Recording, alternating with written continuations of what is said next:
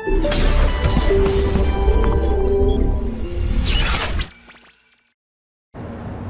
इस क्वेश्चन में हमें दे रखा है कि a square x four plus b x cube से लेकर एफ स्क्वायर तक का जो बहुपद है ये पूर्ण वर्ग हो सकता है यदि इनमें से कोई एक सही है। ठीक है, अब वो कौन सा सही है वो हमें पहचानना है। तो मैं क्या करता हूँ, अगर हम इसका परफेक्ट स्क्वायर ढूंढ रहे हैं तो डेफिनेटली उस परफेक्ट स्क्वायर में ए एक्स स्क्वायर तो आएगा ही, एफ भी आएगा, क्योंकि जब मैं इसका स्क्वायर करूंगा तो ए स्क्वायर एक्स फोर बन जाएगा और इधर से एफ स्क्वायर बन जाएगा। अब बात आती है कि बीच वाले पद कब आए होंगे। बीच वाले पद के लिए हमें पी एक्स मान लेना चाहिए, a x square plus p x plus f. अब ये एक क्वांटिटी होगी जिसका पूर्ण वर्ग करने पर ये आया होगा। ठीक है, तो जरा हम इसको ओपन कर लेते हैं। तो ये हो जाएगा a square x four plus p square x square plus f square plus 2ab x cube plus 2af x square plus 2pf x. ठीक है, इसको थोड़ा सा और सजाकर लिख लेते हैं। तो ये हो जाएगा a square x four plus 2ab x cube plus x square को के गुणांक को अगर हम लिखेंगे तो वो होगा 2af plus p square plus 2pfx plus f square. अब क्योंकि ये और ये बराबर हैं तो जो संगत x की घातें हैं उनके गुणांक भी सेम होने चाहिए। तो सबसे पहले मैं एक्स क्यूब के गुणांक को लेता हूँ। एक्स क्यूब के गुणांक को मैं उधर से लूँगा तो b आएगा, इधर से लूँगा तो 2ap आएगा। फिर मैं एक्स स्क्वायर के गुणांक को लेता हूँ, एक्स स्क्वायर के गुणांक को उधर से लेंगे तो कितना आएगा, c आएगा, और इधर से लेंगे तो कितना आ रहा है 2af प्लस पी स्क्वायर। ठीक है, अब क्योंकि हमने p तो अपने आप माना था तो हमें p तो हटाना पड़ेगा। तो p की वैल्यू क्या हो जाएगी इस रिलेशनशिप से, b/2a। इसको हम उठा करके इसमें डाल देते हैं। तो ये हो जाएगा c equal to 2af plus b square upon 4a square. LCM लेने के बाद आएगा 4a square c is equal to 8a cube f plus b square. क्या ये किसी ऑप्शन में है? बिल्कुल है। So b is the correct answer. ठीक है, नेक्स्ट क्वेश्चन।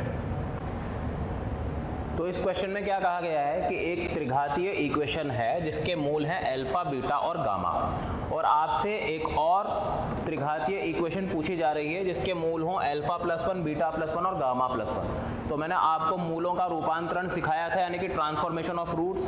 मैंने वहाँ पर आपको बताया था कि अगर अल्फा प्लस के की डिमांड हो, बीटा प्लस के की डिमांड हो तो एक्स को रिप्लेस कर दिया करते हैं एक्स माइनस के से। याद आ रहा है आपको? ये दूसरे या तीसरे लेक्चर की बात है। तो मैं क्या करता हूँ, ये तीनों मूल एक ही शक्ल के हैं, मैंने बोला था शक्लें सेम होनी चाहिए। तो हम किसी भी एक को उठा करके t के बराबर रख लेते हैं। तो अल्फा की वैल्यू कितनी आ जाएगी, t-1 आ जाएगी। अब अल्फा किसका मूल था? अल्फा मूल था ऊपर वाली इक्वेशन का। तो क्या वो उसको संतुष्ट करेगा? बिल्कुल करेगा।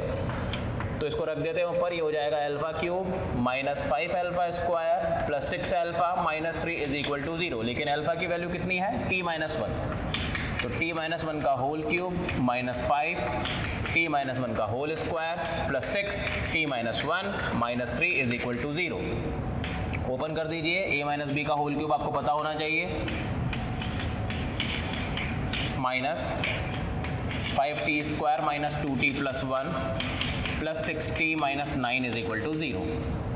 तो ये हो जाएगा t cube minus 1 minus 3t square plus 3t minus 5t square plus 10t minus 5 plus 6t minus 9 is equal to 0।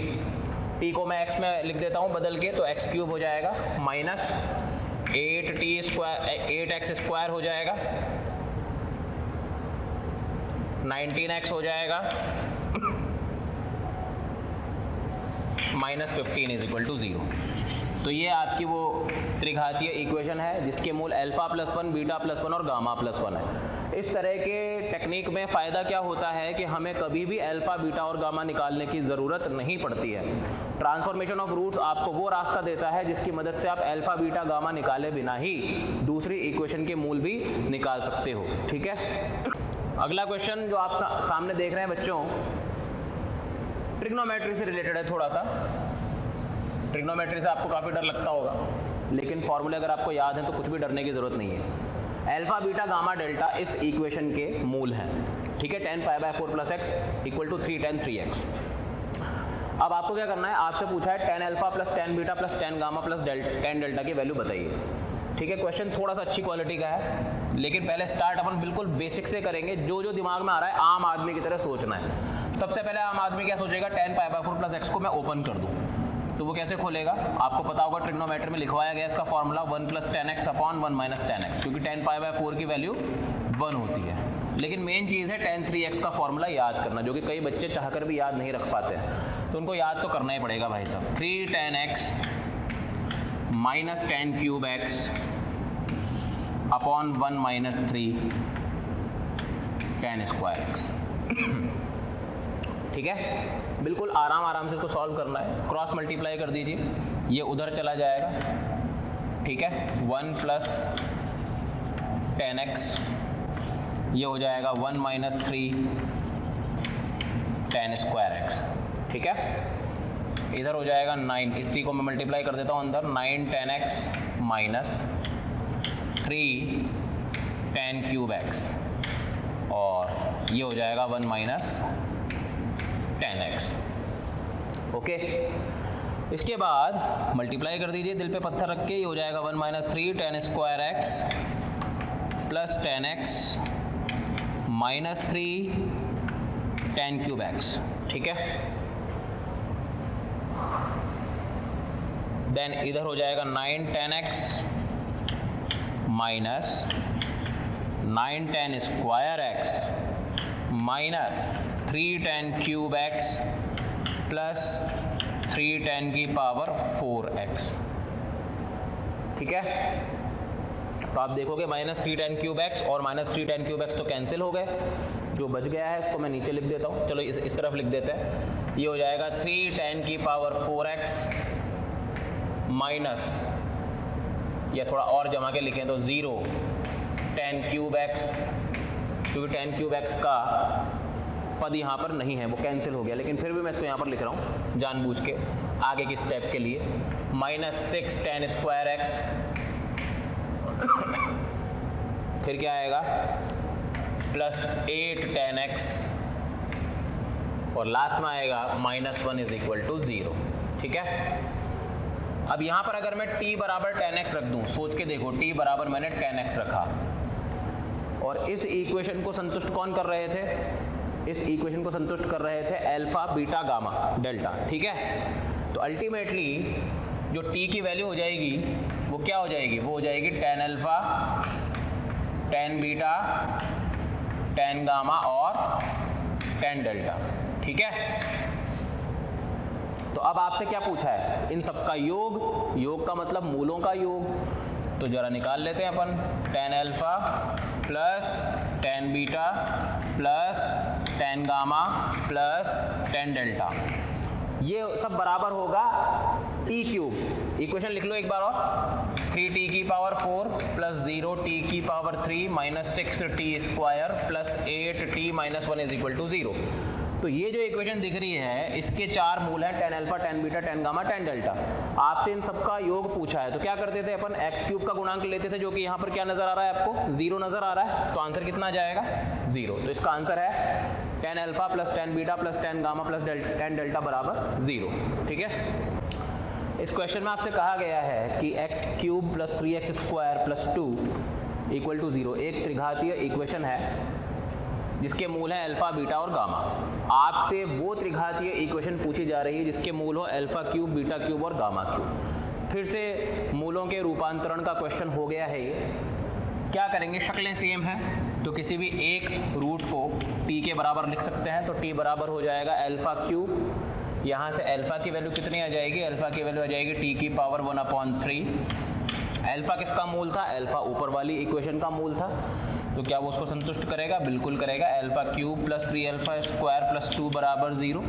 Alpha की वैल्यू क्या है बच्चों, t की पावर 1/3, तो हम यहाँ पर रख देते हैं t की पावर 1/3 इसका होल क्यूब प्लस 3 t की पावर 1/3 इसका square plus 2 is equal to 0।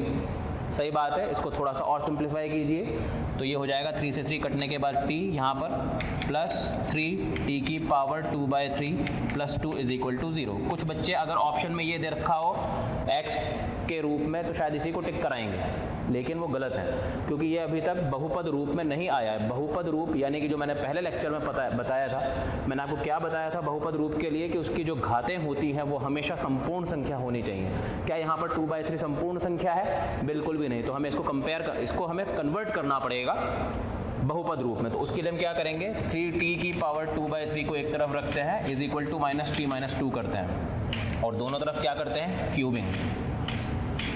ठीक है, तो ये हो जाएगा 27t², ये हो जाएगा -t³ प्लस 2³ प्लस 3 × 2 × t और यहाँ हो जाएगा t प्लस 2। ठीक है, माइनस मैंने पहले ही बाहर निकाल दिया तो कन्फ्यूजन की कोई ज़रूरत नहीं है। t को मैं 27x² is equal to -x³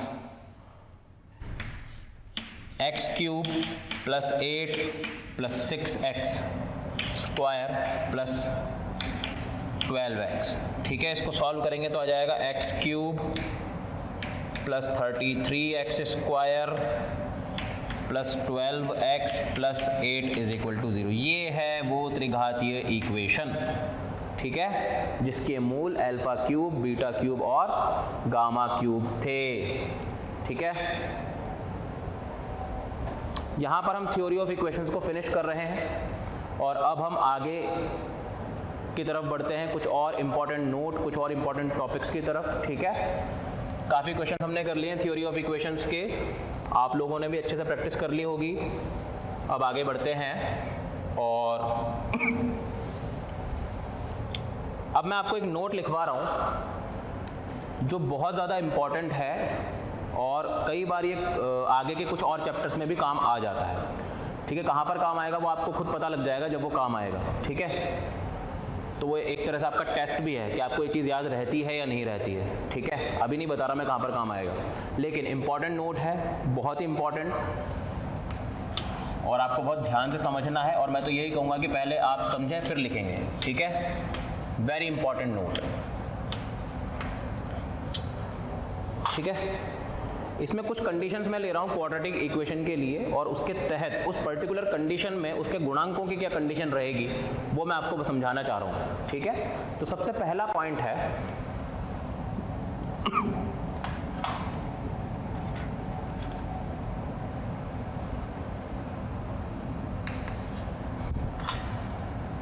यदि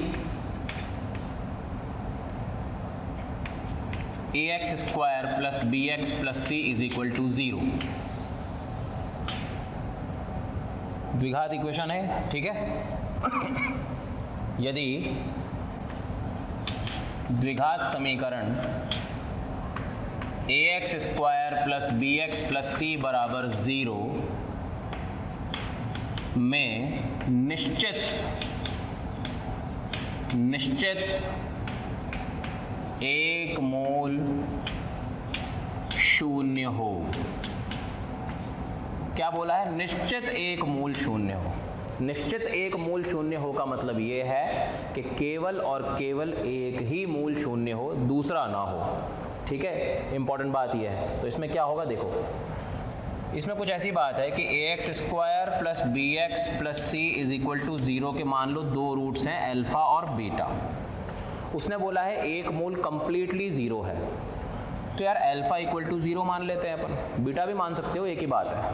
तो क्या अल्फा इंटू बीटा हमेशा ही 0 होने वाला है? बिल्कुल 0 होने वाला है, क्योंकि 0 के साथ आप बीटा को गुणन कर रहे हो और अल्फा बीटा किसके बराबर था? c/a के बराबर। तो मतलब c तो 0 आएगा, कंफर्म बात है ये।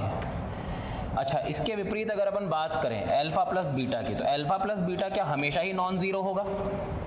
बिल्कुल होगा, क्योंकि कसम ही खा रखी है कि भाई साहब एक मूल तो अशून्य ही है। तो जब शून्य में अशून्य जोड़ोगे तो अशून्य ही आने वाला है। अल्फा प्लस बीटा किसके बराबर था? माइनस बी अपॉन ए के बराबर था। इसका मतलब बी तो 100% नॉट इक्वल टू 0 आएगा। ठीक है, अब जरा ये कंडीशन अप्लाई करके देखते हैं हमारी इक्वेशन किस तरह की लग रही है। तो जब हम इन कंडीशंस को अप्लाई करेंगे तो हमारी इक्वेशन इस तरह की बनती है। देखो ax² प्लस bx, और c को तो 0 रख दिया मैंने। चेक करके देखते हैं, x कॉमन आया तो हो जाएगा ax plus b is equal to 0। यहाँ से एक मूल तो आ गया 0 और दूसरा मूल आ रहा है माइनस बी अपॉन ए। बिल्कुल हमने कंडीशन भी इसी चीज़ के लिए बनाई थी कि हमारा एक ही मूल शून्य आए, दूसरा मूल शून्य नहीं है क्योंकि हमने यहाँ पर b नॉट इक्वल टू 0 लिख रखा है। ठीक है, तो पहला पॉइंट तो ये है, जब भी आपसे कभी भी किसी क्वेश्चन में कुछ ऐसा बोला जाए कि इसका एक मूल निश्चित तौर पर शून्य है, तो you can directly apply these to conditions, c equal to 0 and b not equal to 0। मतलब x का गुणांक अशून्य होना चाहिए और जो अचर पद है वो पूरी तरह से शून्य होना चाहिए। ठीक है, इसके बाद आते हैं हम नेक्स्ट पॉइंट पर।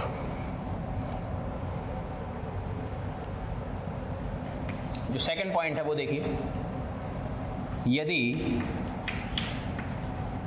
द्विघात समीकरण ax² plus bx plus c is equal to 0 के दोनों ही मूल, इस बार इसके दोनों ही मूल शून्य हो जाए, तो फिर क्या कंडीशन बनेगी वो देखना है।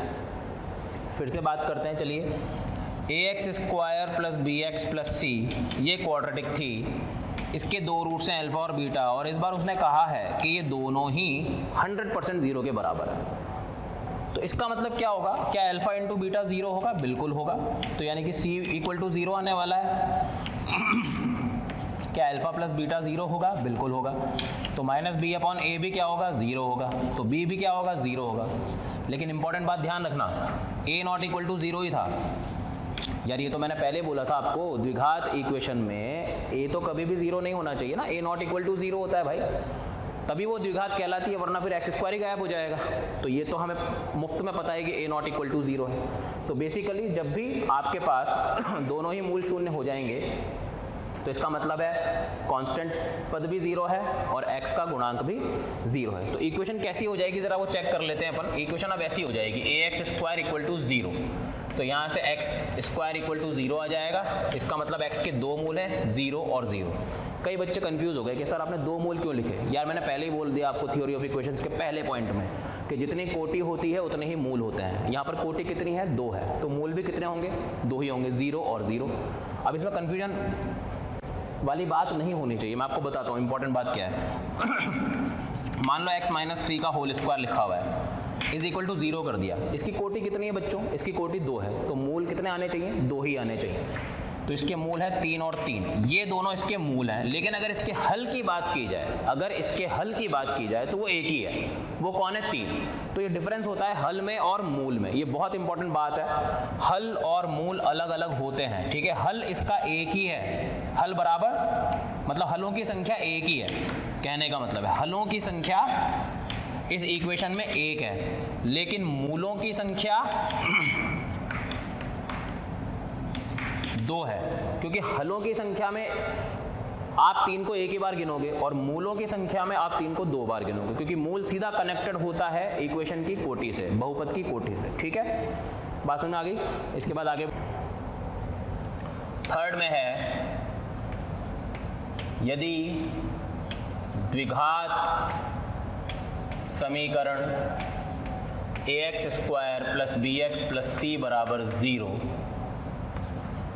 में निश्चित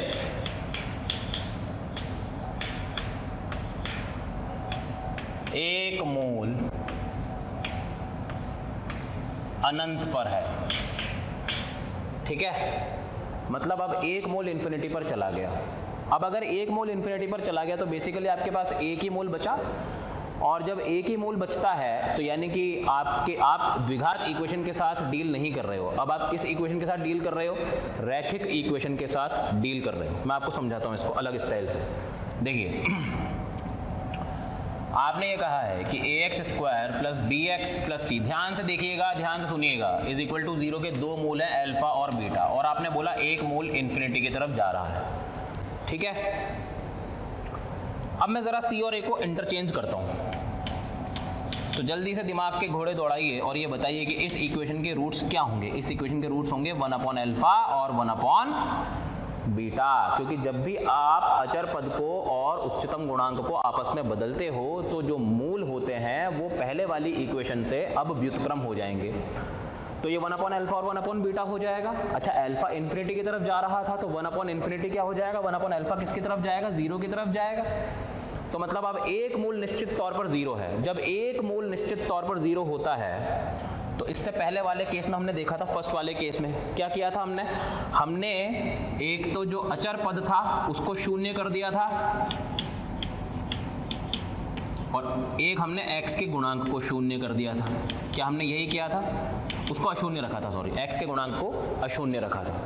तो अचर पद कौन है यहाँ पर, a, तो एक तो a बराबर 0 होना चाहिए और x का गुणांक कौन है, b, और b क्या होना चाहिए, नॉट इक्वल टू 0। तो ये कंडीशन होनी चाहिए बच्चों। तो a इक्वल टू 0 करके अगर हम देखें तो मैंने जो बात अभी भी कही थी, अगर मैं a इक्वल टू 0 कर दूं तो bx plus c is equal to 0, ये बन जाएगी एक रैखिक। यही तो मैं बोल रहा था, क्योंकि जब आपका एक मूल इन्फिनिटी पर चला जाएगा तो फिर वो क्वाड्रेटिक इक्वेशन नहीं बचेगी, वो बन जाएगी रैखिक इक्वेशन, क्योंकि फिर उसका एक ही मूल आ रहा है, ठीक है। और वो मूल कौन है यहाँ पर, माइनस c अपॉन b।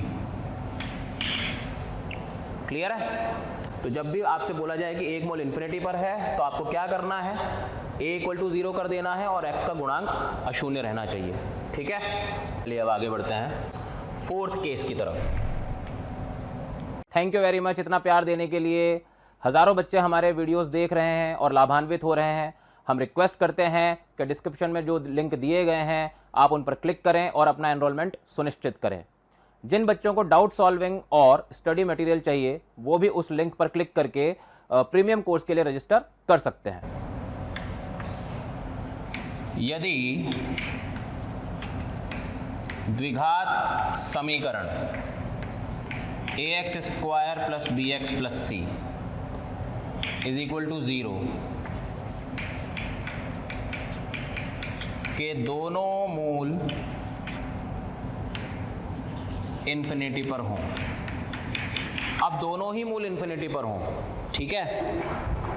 तो अब क्या कह रहा है वो देखो, आप वापस से हम इसी तरीके से जाते हैं। ax square plus bx plus c is equal to 0 के दो रूट्स हैं अल्फा और बीटा, ठीक है। इसने बोला है अल्फा भी इन्फिनिटी की तरफ जा रहा है, बीटा भी इन्फिनिटी की तरफ जा रहा है। तो जब मैं c और a को इंटरचेंज करके एक इक्वेशन लिखता हूँ यहाँ पर, तो उसके मूल हो जाते हैं 1 अपॉन अल्फा और 1 अपॉन बीटा। अब ये 0 की तरफ जाएगा, ये भी 0 की तरफ जाएगा। इसका मतलब दोनों ही मूल इसके क्या होने चाहिए, 0 होने चाहिए। जब दोनों ही मूल 0 होते हैं तो मैंने नोट का सेकंड पॉइंट आपको लिखवाया था। नोट के सेकंड पॉइंट में मैंने आपको क्या लिखवाया था कि अगर दोनों ही 0 हो जाएं तो फिर अचर पद भी शून्य होगा, x का गुणांक भी शून्य होगा, ठीक है। बट c जो है वो नॉट इक्वल टू 0 रहना चाहिए, ठीक है। तो इंपॉर्टेंट बात यही है। तो यहाँ पर ये वाली कंडीशन लगेगी। अब देखो, अगर मैं a बराबर 0 डाल दूँ, b बराबर 0 डाल दूँ तो क्या होगा, देखो इस इक्वेशन में मैंने a बराबर 0 डाला तो ये हट गया, b बराबर 0 डाला ये हट गया, तो क्या बचा पर c बराबर 0। तो c तो अशून्य होना ही चाहिए, तभी वो कंडीशन वैलिड है, ठीक है। तो अब आपने इसमें देखा इन चारों नोट्स में हमने कभी a को 0 किया, b को 0 किया, लेकिन कभी c को 0 नहीं किया। कभी हमने a को 0 किया, c को 0 किया, b को 0 नहीं किया, ठीक है।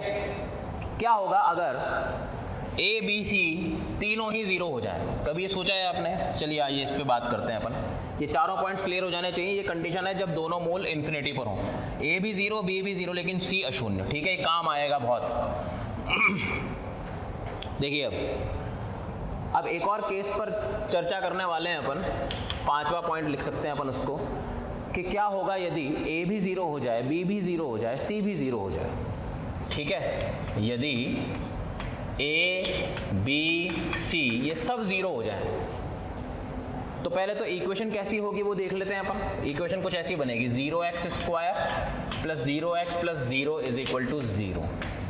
इस पर आप गौर फरमाइए और मैं अब जो अगले 5 मिनट में कहने जा रहा हूँ उसको बहुत ध्यान से सुनिएगा।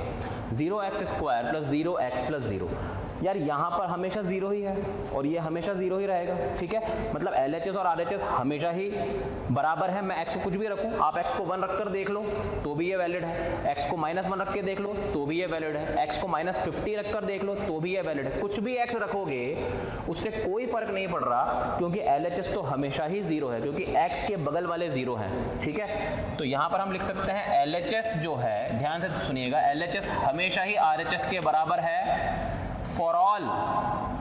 फॉर ऑल का चिन्ह ऐसा होता है, ठीक है, फॉर ऑल, इसका मतलब सभी, for all x belongs to R के लिए। कोई भी वास्तविक x आप रखो यहाँ पर, कोई भी, तो LHS और RHS हमेशा ही समान होने वाले हैं। और जब ऐसी सिचुएशन होती है कि जब इक्वेशन हमेशा ही संतुष्ट हो रही है हर एक x के लिए, तो फिर वो इक्वेशन नहीं रह जाती, फिर वो क्या बन जाती है, वो बन जाती है आइडेंटिटी। क्या बन जाती है बच्चों, वो बन जाती है आइडेंटिटी, जिसको हम कहते हैं सर्वसमीका। तो कई लोगों के दिमाग में जो अभी तक ये क्वेश्चन चल रहा होगा कि सर a ही 0 हो गया तो फिर ये द्विघात बची ही काम, बिल्कुल नहीं बची द्विघात, वो अब बन चुकी है सर्वसमीका। सर्वसमीका जैसे sin² theta plus cos² theta equal to 1 होता है, हम कहते हैं वो हमेशा ही वैलिड है, ठीक है। तो इसी तरीके से हमेशा ध्यान रखिएगा, जब भी a b c किसी भी क्वाड्रेटिक इक्वेशन में 0 हो जाएंगे, यानी कि x² का गुणांक, x का गुणांक और अचर पद, तो हमेशा ध्यान रखिएगा वो आइडेंटिटी बन जाती है, वो सर्वसमीका बन जाती है। अब इसी चीज़ को मैं और स्टाइल में लिखवा रहा हूँ आपको, ठीक है, एक और तरीके से। इतना तो लिख ही लिया होगा आपने। इसी चीज़ को मैं आगे बढ़ा रहा हूँ और अब अपन इसको प्रूव करने की कोशिश करते हैं कि जब इक्वेशन अपनी कोटि से ज़्यादा मूलों के लिए संतुष्ट होती है तो वो सर्वसमीका कैसे बन जाती है। देखो मैं आपको बताता हूँ। हमने ये बात कही है कि ax² plus bx plus c, हमेशा ध्यान रखना, अगर ये एक क्वाड्रेटिक इक्वेशन है, ठीक है, और किसी भी इक्वेशन, ध्यान से सुनिएगा, किसी भी इक्वेशन की कोटि से ज़्यादा मूल उसको संतुष्ट कर रहे हैं तो फिर वो समीकरण नहीं है, वो सर्वसमीका है, ठीक है। तो यहाँ पर अपन लिख लेंगे, यदि किसी भी द्विघात समीकरण के 2 से ज़्यादा मूल हैं, या इसको अगर अपन अलग स्टाइल में सोचें तो 2 से ज़्यादा x उसको संतुष्ट करते हैं, इस तरीके से भी आप सोच सकते हो। 2 से ज़्यादा मूल हैं तो वह सर्वसमीका बन जाती है, फिर वो हर एक x के लिए संतुष्ट होगी, ठीक है। और सर्वसमीका बनने के लिए क्या कंडीशन होती है, ये मैंने आपको अभी थोड़ी देर पहले बताया, a भी 0, b भी 0, c भी 0। इसको अब मैं बाकायदा प्रूव करके बता रहा हूँ आपके सामने, ध्यान से देखिए। ax² plus bx plus c equal to 0 है। इस क्वाड्रेटिक इक्वेशन को अगर 2 से ज़्यादा मूल संतुष्ट करते हैं, जो कि मैं मान लेता हूँ कि मान लो इसके मूल है अल्फा बीटा गामा, ठीक है, मैंने मान ली, और ये तीनों ही भिन्न है, ये तीनों ही आपस में भिन्न मूल हैं, तो ये सर्वसमीका बनेगी। और सर्वसमीका बनेगी तो a b c तीनों 0 आने चाहिए। अब अपन ये प्रूव करेंगे a b c कैसे तीनों 0 आ जाएंगे। तो देखो, अगर अल्फा उसका मूल है तो a² plus b plus c बराबर 0 होगा, a और बीटा उसका मूल है तो a β² plus b beta plus c बराबर 0 होगा। इसी प्रकार a⁻² plus b gamma plus c बराबर भी 0 होगा। ये आपकी फर्स्ट इक्वेशन है, ये आपकी सेकंड इक्वेशन है, ये आपकी थर्ड इक्वेशन है, ठीक है। अब अपन क्या कर रहे हैं, अपन कर रहे हैं 1 - 2। अगर अपन 1 - 2 करें तो देखो 1 में से 2 घटा रहे हैं अपन, मैं अलग से लिख रहा हूँ, a⁻² plus b plus c बराबर 0। ध्यान से देखिएगा, a⁻² plus b beta plus c बराबर 0। इसको माइनस कर देते हैं, माइनस माइनस माइनस ये कैंसिल हो जाएगा, a कॉमन आएगा, α² माइनस β² प्लस b कॉमन आएगा, alpha minus beta is equal to 0, ठीक है। अब यहाँ से a alpha minus beta alpha plus beta plus b alpha minus beta बराबर 0 हो जाएगा। अल्फा माइनस बीटा को मैं बाहर निकाल लेता हूँ, अंदर बचेगा a alpha plus beta plus b बराबर 0। अब यहाँ से दो बातें होंगी। पहली बात, अल्फा माइनस बीटा बराबर 0 हुआ हो, लेकिन यहाँ से अल्फा बराबर बीटा आ जाएगा, जो कि संभव नहीं है। क्यों संभव नहीं है? क्योंकि मैंने आपसे पहले ही बोला था कि अल्फा बीटा गामा तीनों भिन्न मूल होने चाहिए। फिर आप आगे आ जाइए, अब 0 कौन हुआ होगा? 0 ये हुआ होगा, a alpha plus beta plus b बराबर 0। ठीक है, इसको अपन नाम दे देते हैं फोर्थ इक्वेशन का। ओके, अब आगे बढ़ते हैं। अब अपन क्या कर रहे हैं, 2 में से 3 को माइनस कर देते हैं। ठीक है, तो बिल्कुल इसी स्टाइल में वो सॉल्व होगी। तो मैं सीधा लिख देता हूँ। अब 2 माइनस 3 करने पर आएगा बीटा माइनस गामा। इस स्टेप को देखिए आप, अल्फा माइनस बीटा था तो यहाँ बीटा माइनस गामा हो जाएगा, और यहाँ पर क्या हो जाएगा, a beta plus gamma plus b, same to same. यहाँ से फिर से दो बातें, या तो बीटा माइनस गामा बराबर 0 हुआ होगा, जिससे कि बीटा बराबर गामा मिलेगा, लेकिन वो संभव नहीं हो सकता, क्योंकि फिर से मैं आपको बताना चाहूँगा अल्फा बीटा गामा भिन्न मूल है। तो फिर क्या 0 हुआ होगा? 0 ये हुआ होगा, a beta plus gamma plus b बराबर 0। इसको हम नाम दे देते हैं फिफ्थ इक्वेशन का। ठीक है, अब ज़रा 4 में से 5 माइनस करके देखिए। जब मैं 4 माइनस 5 करूँगा, 4 माइनस 5, इसको पहले लिख लीजिए, a alpha plus beta plus b बराबर 0, a beta plus gamma plus b बराबर 0, माइनस कर दीजिए, बराबर 0 आएगा या फिर ए बराबर 0 आएगा। अल्फा बराबर गामा हो नहीं सकता, क्योंकि मूल भिन्न थे। तो फिर क्या 0 हुआ होगा? a बराबर 0 हुआ होगा। ठीक है, a बराबर 0 को अगर मैं यहाँ रखूंगा, सोचो a बराबर 0 को अगर मैं यहाँ रखूंगा तो 0 प्लस b बराबर 0, यानी कि b बराबर भी कितना आएगा? 0। a बराबर 0, b बराबर 0। अगर मैं इसको इस इक्वेशन में रख दूंगा तो c भी कितना आ जाएगा? इस इक्वेशन में रखने पर c बराबर भी कितना आ जाएगा? 0। इसका मतलब ये बात प्रूव हो जाती है कि अगर किसी भी क्वाड्रेटिक इक्वेशन को उसकी कोटि से अधिक संख्या में, यानी कि अगर उसकी कोटि 2 है तो अगर उसको 3x सेटिस्फाई करते हैं या 4x सेटिस्फाई करते हैं तो हमेशा वो सर्वसमीका बन जाएगी। और सर्वसमीका बनने की कंडीशन ये होगी कि a भी 0, b भी 0 और c भी 0। ठीक है, अब हम इस पर कुछ क्वेश्चंस कर लेते हैं। तो क्वेश्चन वो आपसे ऐसे बोलेगा, कोई भी क्वाड्रेटिक इक्वेशन दे देगा और आपसे बोलेगा कि ये 2 से अधिक x के लिए संतुष्ट हो रही है, तो आप समझ जाना कि वो सर्वसमीका की बात कर रहा है। जैसे एक क्वेश्चन ले लेते हैं छोटा सा, ध्यान से देखिएगा। क्वेश्चन देखिए, क्वेश्चन में ये कहा गया है कि यदि ये द्विघात इक्वेशन 2 से अधिक x के मानों के लिए संतुष्ट होती है तो फिर p के मान क्या होंगे? तो देखिए, क्योंकि ये 2 से अधिक के लिए संतुष्ट हो रही है और ये है 2 कोटि की, तो मतलब कि ये सर्वसमीका बन गई। और अगर ये सर्वसमीका बन गई तो ये भी 0 होना चाहिए, ये भी 0 होना चाहिए और ये भी 0 होना चाहिए। तो सबसे पहले हम p स्क्वायर माइनस 9 को 0 रख देते हैं। यहाँ से p स्क्वायर बराबर 9 आएगा और p की वैल्यू प्लस माइनस 3 आएगी। ठीक है, उसके बाद हम सेकंड नंबर पर आते हैं और x के गुणांक को 0 रख देते हैं। p square minus 7p plus 12 equal to 0। इसके खंड करोगे तो p के 2 मान आएंगे 3 और 4। ठीक है, लास्ट में p square minus 5p plus 6 को भी 0 करना पड़ेगा। तो p square minus 5p plus 6 बराबर 0, इसका मतलब है p बराबर 2 और 3। तो इन तीनों में जो कॉमन आएगा वही आपका आंसर है, 3 3 3।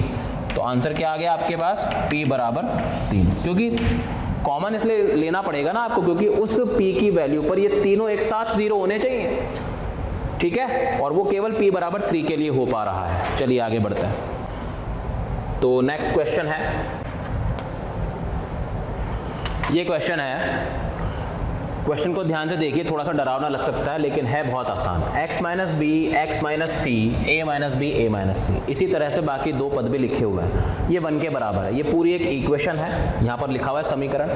और आपसे क्या बोला गया है ऑप्शन ए में कि इसमें निश्चित 1 मूल है, इसमें निश्चित 2 मूल है, या इसमें निश्चित 1 धनात्मक मूल है, या फिर कोई नहीं। ठीक है, तो सबसे पहले अगर आप इस क्वेश्चन को गौर से देखेंगे तो कई लोगों के दिमाग में एक बहुत खतरनाक ख्याल आ सकता है इसको एलसीएम लेकर सॉल्व करने का, जिसमें मेरे ख्याल से आप सक्सेसफुल नहीं हो पाओगे, ठीक है, क्योंकि भाई साहब उसके लिए बहुत बड़ा जिगर चाहिए, वो अपन कर नहीं पाएंगे, अपन में तो नहीं है इतना, तो अपन कुछ और तिगड़म सोचेंगे यहाँ पर, ठीक है। वो तिगड़म क्या है, अगर आप इसको गौर से देखें तो आपको एक चीज़ नज़र आएगी, वो मैं आपको बताता हूँ। आप इसमें x बराबर a रख कर देखो, x बराबर a रखोगे तो यहाँ पर क्या आएगा, यहाँ पर आएगा a माइनस बी, यहाँ पर क्या आएगा a माइनस सी, ठीक है। यहाँ पर आएगा a, तो a माइनस a 0 हो जाएगा, यहाँ पर ये भी 0 हो जाएगा। a minus b upon a minus b, a minus c upon a minus c cut के 1 बन जाएगा, और जिस समय ये 1 बन रहा होगा उस समय ये दोनों 0 बन रहे होंगे, तो 1 प्लस 0 प्लस 0 1 आ जाएगा। सही बात है, इसका मतलब x बराबर a इसको संतुष्ट कर रहा है, इसको संतुष्ट कर रहा है मतलब कि इसका मूल है। समझ में आ गई बात आपको? अच्छा, इसी प्रकार अब दिमाग चल पड़ा, x बराबर b डाल के देखो, x बराबर b ठोकोगे भाई साहब तो फिर देखो ये 0 हो जाएगा, ठीक है। यहाँ आएगा b माइनस सी, b माइनस ए, b माइनस सी, b माइनस सी कट के b माइनस ए, b माइनस ए कट के 1 बन जाएगा, तो इसका मतलब है ये भी एक मूल है। बात समझ में आ रही? फिर इसी तरह x बराबर c डाला, वो चेक किया तो वो भी सेटिस्फाई करेगा, वो भी 1 बना रहा है LHS को, तो वो भी एक मूल है। तो कुल मिलाकर इस द्विघात समीकरण के, देखो ये द्विघात है क्योंकि यहाँ पर आप इसको मल्टीप्लाई करोगे तो द्विघात आएगा, इसको मल्टीप्लाई करोगे तो द्विघात आएगा, इसको मल्टीप्लाई करोगे तो भी द्विघात आएगा, तो ये ओवरऑल एक द्विघात समीकरण है जो 2 से अधिक x के लिए संतुष्ट है। तो मतलब कि ये क्या है, ये सर्व समीका है, तो इसका मतलब इसका आंसर डी होना चाहिए, ठीक है। निश्चित एक मूल गलत हो गया क्योंकि उसके तो अनंत मूल है, निश्चित 2 मूल भी गलत हो गया, निश्चित एक धनात्मक मूल है वो भी गलत हो गया क्योंकि अनंत मूल है भाई, उसमें अनंत बार धनात्मक मूल आ सकते हैं, ठीक है। ये थोड़ा सा अच्छा क्वेश्चन हो गया उसी पॉइंट का, सर्व समीका का। अब बिल्कुल हाई क्लास क्वेश्चन करते हैं, ठीक है, ताकि मजा आ जाए हमें टॉपिक का। इस क्वेश्चन पर आप कम से कम 5 स्टार लगा लेंगे। क्वेश्चन आपके सामने लिखा हुआ है, मैंने पहले ही कहा इस पर बहुत सारे स्टार्स चढ़ा दीजिए, ठीक है, बार बार नहीं बनता ऐसा क्वेश्चन। इसने क्या कहा है, माना कि fx एक द्विघात व्यंजक है। द्विघात व्यंजक आप जानते हो क्या होता है, ax square plus bx plus c, और ये निम्न संबंध उसने दिए हैं, ठीक है। अब आप इन तीनों संबंध को देखिए। अब यहाँ पर मैं आपको एक चीज़ उल्टी लगवाना चाह रहा हूँ। मैंने आपको शुरुआत में 2-3 लेक्चर्स के अंदर ये बताया था कि अगर ax square plus b x plus c equal to 0 के 2 मूल हैं अल्फा और बीटा, तो मैंने क्या बताया था, एक संबंध तो आपको ये मिल जाता है a alpha square plus b alpha plus c बराबर 0, एक संबंध आपको ये मिल जाता है a beta square plus b beta plus c बराबर 0, बताया था मैंने। तो आज आपको ये दोनों संबंध दे रखे हैं, तो इन दोनों संबंध से क्या आप ये नहीं लिख सकते, ठीक है। एक एग्जांपल दिया है मैंने आपको, ऐसे आपको आज ये संबंध दे रखा है अल्फा बीटा गामा में, ठीक है। तो इसका मतलब ये है कि इन तीनों से मैं एक इक्वेशन बना सकता हूं, वो है f ऑफ 0 माइनस 1। इस इंफॉर्मेशन को मैं कैसे रिसीव कर रहा हूं वो देखिए, f of 0 minus 1 x square plus f of 1 plus 2 x plus f of minus 1 plus 1 बराबर 0 एक क्वाड्रेटिक रही होगी जिसके कितने मूल रहे होंगे, अल्फा बीटा और गामा। जैसे आपने ये लिखा आपके कान खड़े हो जाते हैं, क्यों? क्योंकि है तो ये द्विघात इक्वेशन, लेकिन इसके मूल कितने हैं, अल्फा बीटा और गामा, यानी कि 3, जो कि संभव नहीं है। इसका मतलब ये द्विघात इक्वेशन नहीं है, ये क्या थी, ये सर्व समीका थी। तो अगर ये सर्व समीका है तो उसके लिए सबसे पहली कंडीशन क्या, ये 0 होना चाहिए, दूसरी कंडीशन ये 0 होना चाहिए, तीसरी कंडीशन ये 0 होना चाहिए। तो आइए इसको 0 रख देते हैं। सबसे पहले f ऑफ 0 बराबर 1 होना चाहिए, फिर f ऑफ 1 बराबर -2 होना चाहिए, और f ऑफ -1 बराबर -1 होना चाहिए। इनको 0 रख दिया मैंने। अब उसने बोला था fx एक द्विघात व्यंजक है, तो आपको कुछ ना कुछ तो मानना पड़ेगा उसको, ठीक है। तो अपन मान लेते हैं कि fx जो है, यहाँ मान लेते हैं, माना कि fx जो है वो है ax square plus bx plus c, ठीक है। अब आपको ए बी सी की वैल्यू निकालनी है ताकि आप fx ज्ञात कर सको, और उसके लिए आपको ये 3 कंडीशन मिल गई। ठीक है, तो पहली कंडीशन क्या है बच्चों, f ऑफ 0 बराबर 1। f ऑफ 0 बराबर 1 का मतलब क्या है, x की जगह पर आपने क्या रखा होगा, 0। तो जब x बराबर मैं 0 रखूंगा तो f ऑफ 0 बनेगा, जो किसके बराबर है, a के बगल में 0, b के बगल में 0, c के बराबर। लेकिन f ऑफ 0 की वैल्यू कितनी दे रखी है, -1, तो c की वैल्यू तो आ गई, सॉरी 1 दे रखी है, c की वैल्यू आ गई 1। ठीक है, फिर आ जाइए नीचे। अब x बराबर 1 डालते हैं, x बराबर 1 डालेंगे तो क्या बनेगा, देखो f ऑफ 1 बराबर a plus b plus c। ठीक है, f ऑफ 1 की वैल्यू कितनी है, -2, और c की वैल्यू अभी भी पता पड़ी है 1, तो a प्लस b बराबर आ जाएगा -3।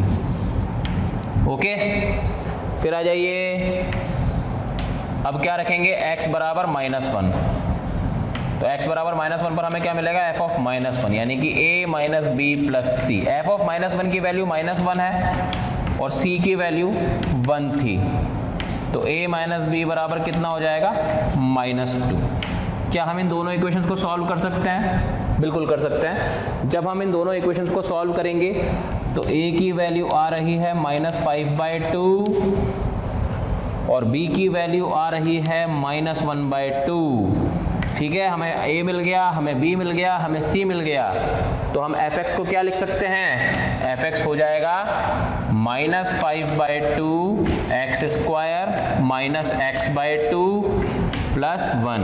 ये है आपका fx। ये सबसे बढ़िया क्वेश्चन है सर्वसमीका का। ठीक है प्यारे बच्चों, हमें कमेंट्स में हज़ारों बच्चे रोज़ाना ये बोलते हैं कि सर ये वाला चैप्टर पढ़ाएं या वो वाला चैप्टर का वीडियो डालें, तो हम उन बच्चों से रिक्वेस्टफुल मैनर में ये कहना चाहते हैं कि आप हमारे यूट्यूब चैनल पर जाएं और बेल आइकन को हिट करें।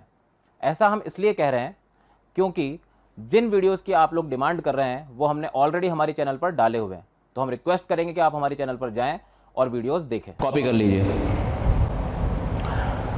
इसके बाद बच्चों हम जिस फेज़ में अब एंटर करने वाले हैं क्वाड्रेटिक की, वो है ग्राफिकल फेज़। तो यहाँ से आपको और भी ज़्यादा चौकन्ना होकर काम करना है। क्वाड्रेटिक पूरा ही लॉजिकल चैप्टर है, आपने अभी तक ये फील कर लिया होगा इतने सारे क्वेश्चंस में। अब जो हम चीज़ें करेंगे वो ग्राफिकल प्रॉब्लम्स के लिए होंगी, और इसलिए मैं आपको जो भी चीज़ बताने वाला हूँ वो बहुत ध्यान से सुनिएगा और बहुत ध्यान से समझिएगा। ठीक है, तो अब हम आगे बढ़ रहे हैं, हेडिंग डाल लीजिएगा, द्विघात व्यंजक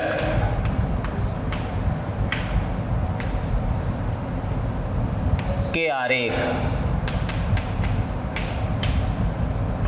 यानी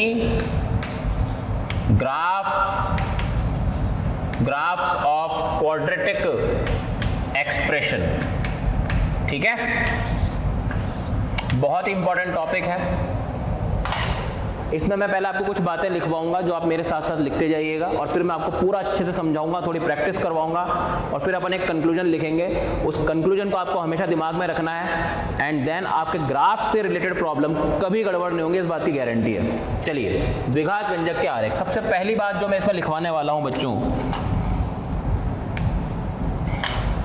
वो है ये पहला, द्विघात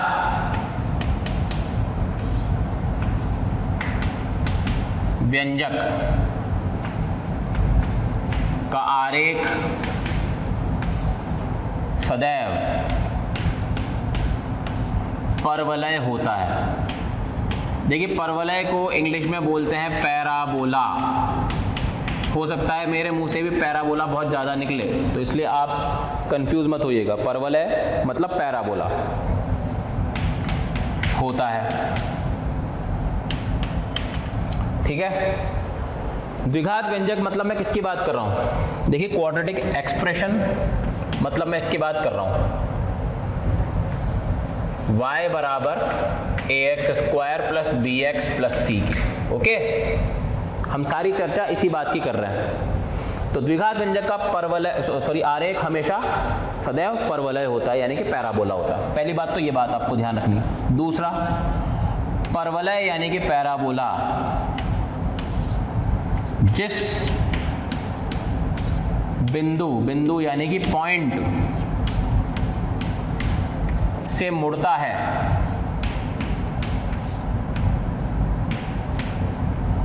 उस पॉइंट को या उस बिंदु को परवलय का शीर्ष कहा जाता है। परवलय का शीर्ष कहा जाता है। अभी सिर्फ लिखते जाना है, समझाने का काम थोड़ा बाद में है, पहले नोट करो। तीसरा पॉइंट है, यदि ए धनात्मक है, ए का मतलब मैं क्या बात कर रहा हूं, उच्चतम गुणांक, ठीक है। अगर वो धनात्मक है तो परवलय का मुंह ऊपर की ओर खुला होता है। इसको इंग्लिश में ज्यादा अच्छे से याद रखा जा सकता है, माउथ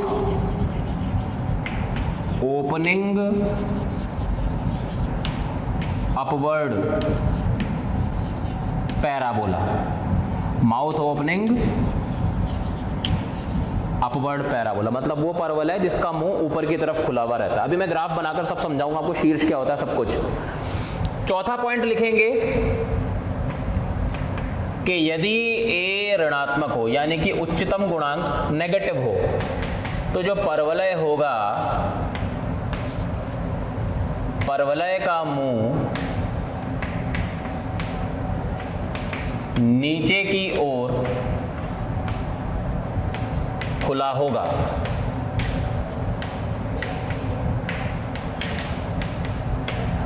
इसको अंग्रेजी में बोलते हैं mouth opening downward parabola. Mouth opening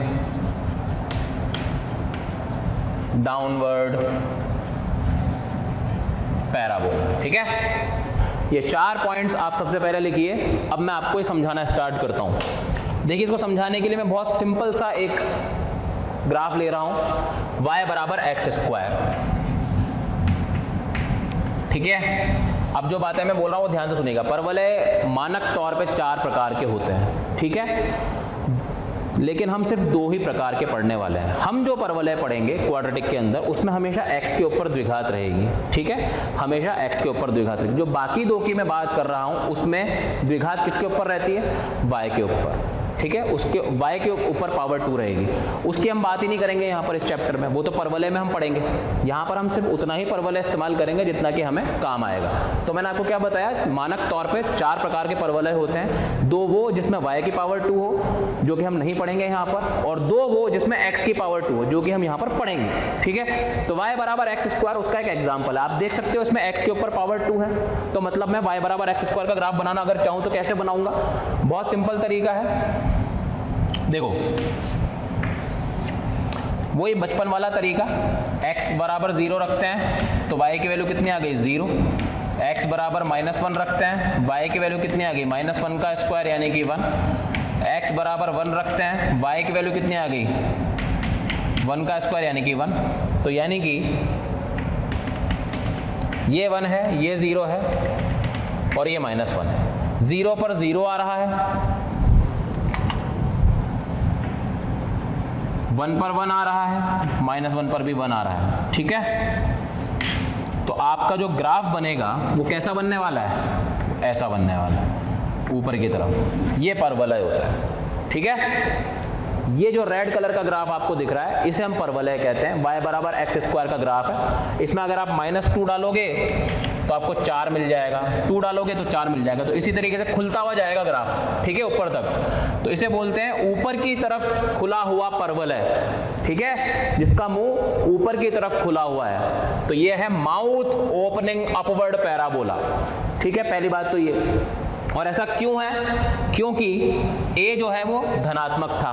a का मतलब कंपेयर करो, जो देखो इसको अगर मैं कंपेयर करूं ax square plus bx plus c से, तो a की वैल्यू कितनी आ जाएगी, 1। क्या ये पॉजिटिव है? बिल्कुल पॉजिटिव है, इसीलिए तो ये ऊपर की तरफ खुला हुआ है। तो ये वाला पॉइंट क्लियर हुआ कि अगर ए पॉजिटिव होगा तो परवलय का मुंह ऊपर की तरफ खुला हुआ होगा। इसी प्रकार अगर मैं यहाँ माइनस लगा दूं तो फिर ए नेगेटिव हो जाएगा, तब ये नीचे की तरफ खुला हुआ होगा। वो अगला ग्राफ है, वो मैं थोड़ी देर बाद बनाऊंगा।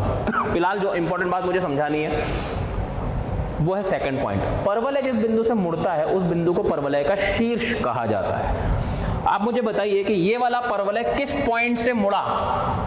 ये वाला परवलय इस पॉइंट से मुड़ा, तो यहां पर 0,0 परवलय का शीर्ष है, परवलय का शीर्ष है।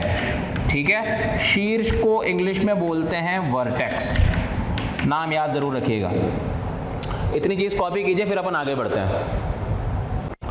अच्छा, अब इसमें इंपॉर्टेंट बात यह है कि मैंने आपको बताया परवलय जिस पॉइंट से मुड़ता है वो उसका शीर्ष कहलाता है। ठीक है, लेकिन क्या हमें हमेशा शीर्ष निकालने के लिए इस ग्राफ को बनाने की जरूरत पड़ेगी? ऐसा बिल्कुल भी नहीं है। हम इक्वेशन से भी सीधे शीर्ष निकाल सकते हैं। देखो मैं आपको बताता हूं, उसके लिए आपको ये नोट ध्यान में रखना पड़ेगा।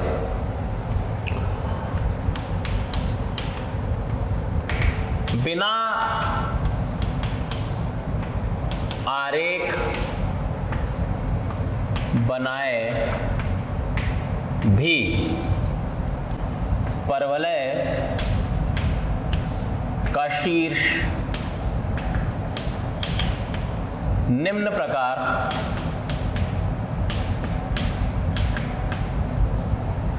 लिखा जा सकता है। मतलब बिना ग्राफ बनाए अब हम शीर्ष लिखने की प्रक्रिया को देखेंगे। ध्यान से देखिएगा। y बराबर एक्स स्क्वायर को ही मैं ले लेता हूं, y बराबर एक्स स्क्वायर को ही मैं ले लेता हूं और इसको थोड़ा सा नजरें बदल के लिखें तो y माइनस 0 कर सकते हैं और x माइनस 0 कर सकते हैं। ठीक है, अब जो पॉइंट्स x और y में से माइनस हो रहे हैं वही शीर्ष के निर्देशांक होते हैं। कौन माइनस हो रहा है? 0 और 0। तो वर्टेक्स यानी कि शीर्ष के निर्देशांक क्या होंगे बच्चों? 0,0। शीर्ष जिसको मैं वर्टेक्स 0,0 भी लिख सकता हूं। ठीक है, बात समझ में आ रही है? चलो इसकी थोड़ी सी और प्रैक्टिस करते हैं और देखते हैं आपको कितना समझ में आया। लेकिन उसके पहले मैं आपको एक व्यापक सूत्र लिखवा देता हूं इस तरह की चीज का, जिसको आप क्वाड्रेटिक में अप्लाई कर सकते हैं। अगर अपन इसको देखें तो एक फॉर्मूला बना सकते हैं, y माइनस के बराबर a x माइनस एच का होल स्क्वायर। अगर दे रखा हो, a कुछ भी हो सकता है, a एक संख्या है। ठीक है, a बिलोंग्स टू या a एक अचर है, कोई भी वास्तविक संख्या हो सकती है, नेगेटिव पॉजिटिव कुछ भी। a एक अचर है। ठीक है, क्योंकि यहां पर तो a की वैल्यू मैंने 1 रखी थी इसलिए वो गायब हो गया, लेकिन यहां पर 2 भी हो सकता है, यहां पर 3 भी हो सकता है, यहां पर -1 कुछ भी हो सकता है। तो इसके लिए मैंने यहां पर a चिपकाया है, लेकिन उससे कोई फर्क नहीं पड़ता आपके शीर्ष के निर्देशांक पे। शीर्ष तो क्या है? h और k। तो अगर मैं आपसे यहाँ पर शीर्ष के निर्देशांक पूछूं तो कई बच्चे k, h बोल देंगे। मैं आपको यकीन से कह सकता हूँ, क्योंकि उनको लगता है जो पहले लिखा हुआ है वो यहाँ पर आएगा, जो बाद में लिखा हुआ है वो यहाँ पर आएगा। लेकिन पहले हमेशा भुज आता है, बाद में हमेशा कोटि। और भुज का मतलब x, कोटि का मतलब y। तो क्या आएगा? आएगा h, k। ये बात ध्यान रखना। तो ये वो नोट है, जब भी आपको बिना ग्राफ बनाए परवलय का शीर्ष बताना है तो ये तरीका हमेशा काम करेगा। अब इस पर थोड़ी सी हम और आगे बढ़ते हैं। ठीक है,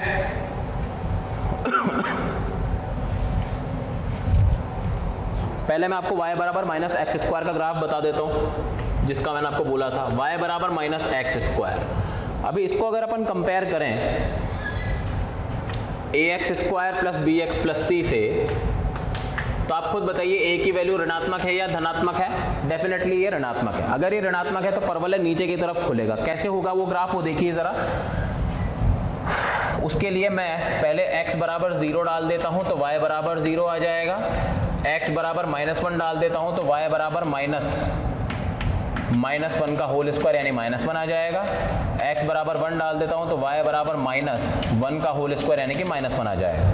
ठीक है, तो अब अगर मैं ग्राफ बनाऊंगा तो कुछ ऐसा होने वाला है, -1 1 और 0। तो ये ग्राफ एक तो 0, 0 से जा रहा है, एक -1, -1 से जा रहा है, और एक 1, -1 से जा रहा है। तो ग्राफ कैसा बनने वाला है? ग्राफ ऐसा बनने वाला है। देखो ये ग्राफ है आपका, इसको बोलते हैं नीचे की तरफ खुला हुआ पैराबोला, माउथ ओपनिंग डाउनवर्ड, इसका मुंह नीचे की तरफ खुला हुआ है, ठीक है। अच्छा, मुड़ा कहां से? कहां से मुड़ रहा है? O से, तो इसका शीर्ष क्या हो जाएगा?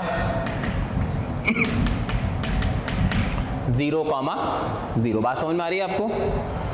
तो हमेशा ध्यान रखना ये 4 बातें जो मैंने आपको कही हैं, y बराबर ax² plus bx plus c के ग्राफ में यदि a पॉजिटिव है तो परवलय बनेगा ऊपर की तरफ, यदि a नेगेटिव है तो परवलय बनेगा नीचे की तरफ मुंह खुला हुआ, और जिस पॉइंट से परवलय घूमता है उसको हम लोग परवलय का शीर्ष कहते हैं, ठीक है। ओके, अच्छा यहाँ पर एक चीज़ मैं आपको जस्ट इंफॉर्मेशन के लिए बता रहा हूँ जिसको मैं थोड़ी देर बाद कनेक्ट करूँगा, कि जब मैं y बराबर x² का ग्राफ बना रहा था, ध्यान देना, तो इस ग्राफ में सबसे न्यूनतम बिंदु क्या था? सबसे न्यूनतम बिंदु ये था, शीर्ष ये था सबसे न्यूनतम बिंदु।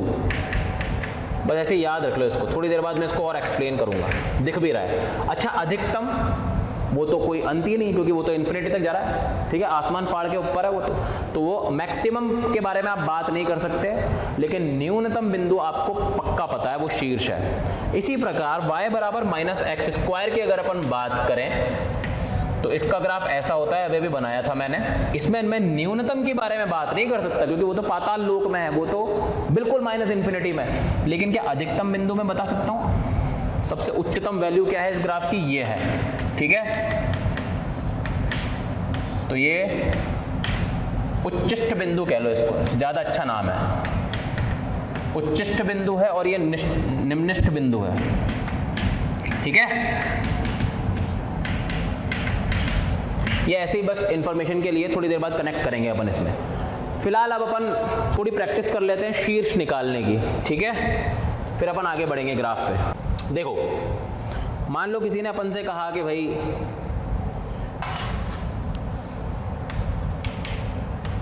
y + 1 बराबर 3x - 2 के होल स्क्वायर है, इसका शीर्ष बताओ। सबसे पहले तो ये देखो, क्या ये एक द्विघात व्यंजक है? बिल्कुल है। क्यों है? क्योंकि x के ऊपर पावर 2 है, ठीक है।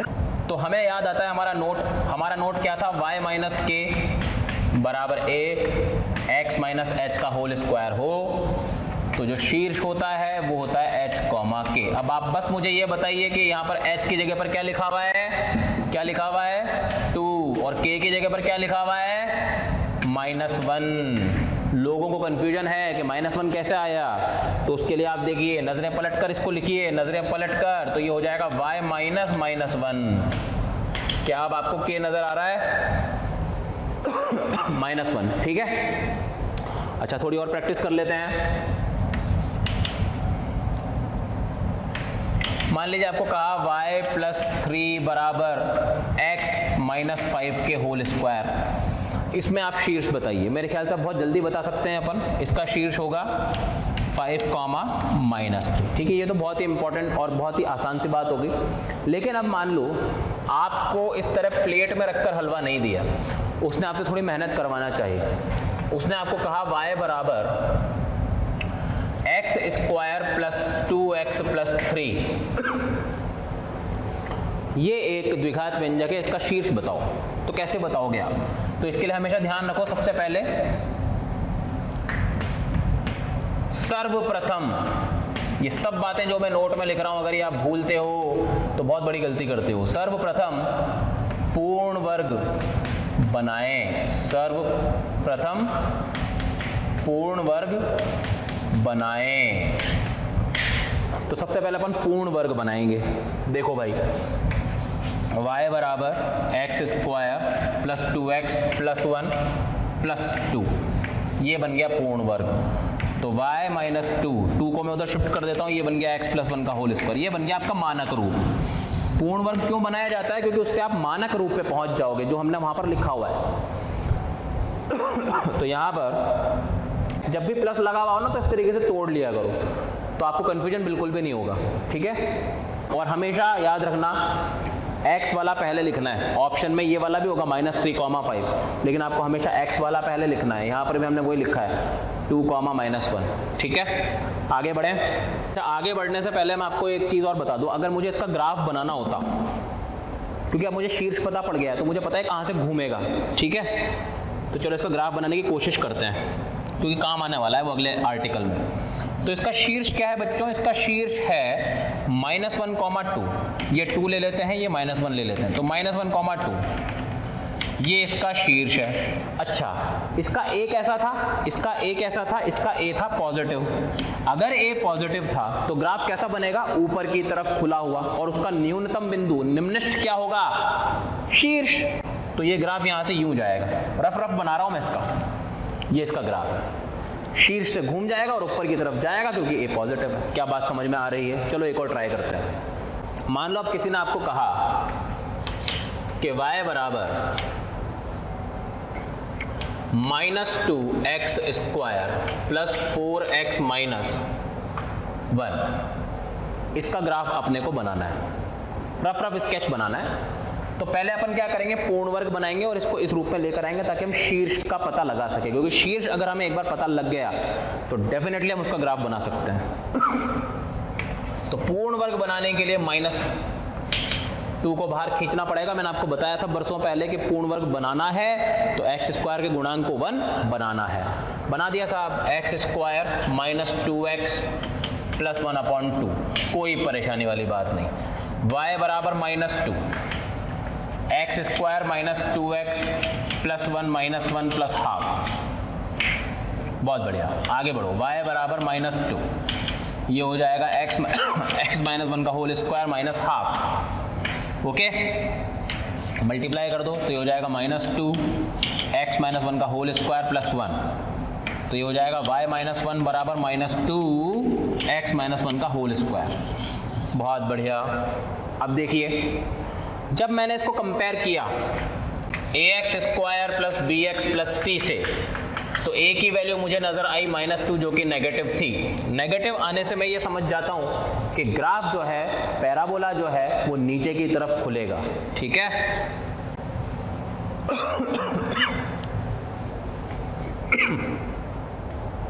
परवलय नीचे की तरफ खुलेगा, और शीर्ष की बात अपन इस इक्वेशन से कर सकते हैं। तो इस इक्वेशन में जब मैं शीर्ष निकालता हूं तो वो आएगा 1,1,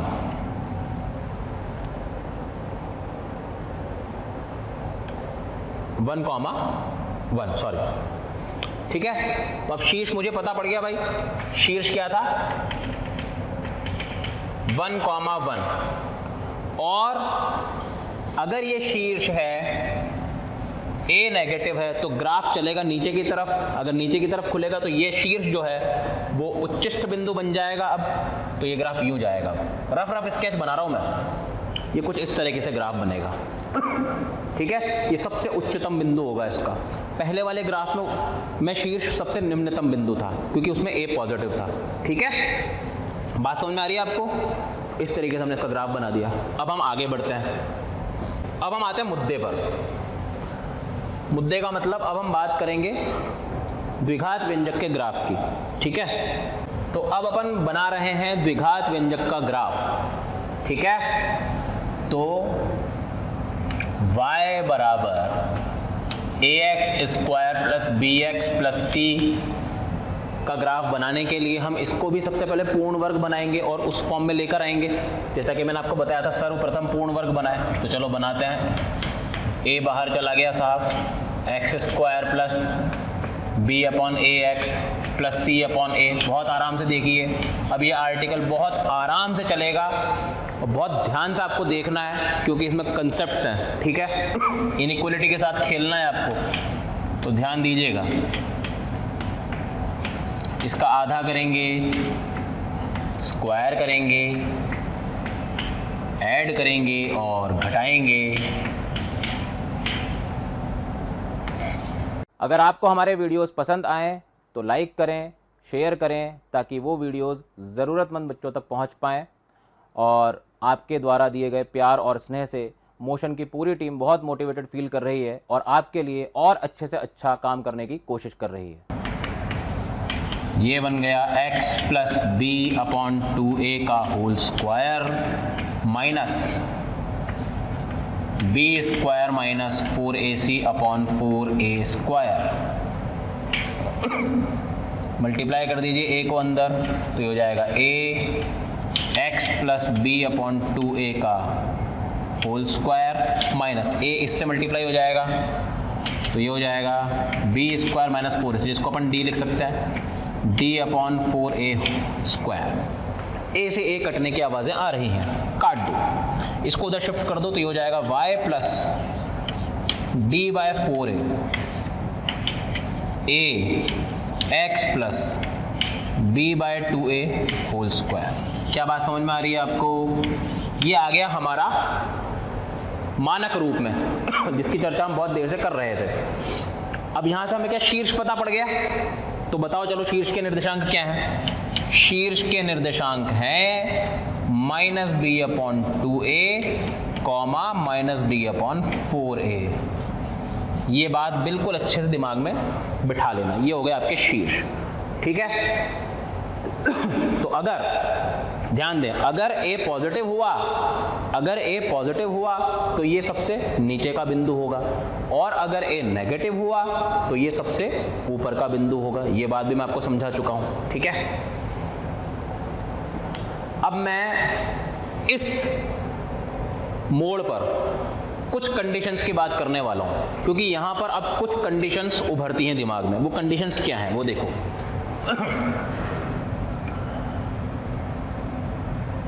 Some possibilities यानी संभावनाएं, arises यानी उत्पन्न होती हैं। कुछ संभावनाएं उत्पन्न होती हैं, वो संभावनाएं क्या हैं चलिए देखते हैं। ध्यान दीजिएगा और ध्यान से सुनिएगा, लिखना बाद में। ठीक है, देखो सबसे पहले है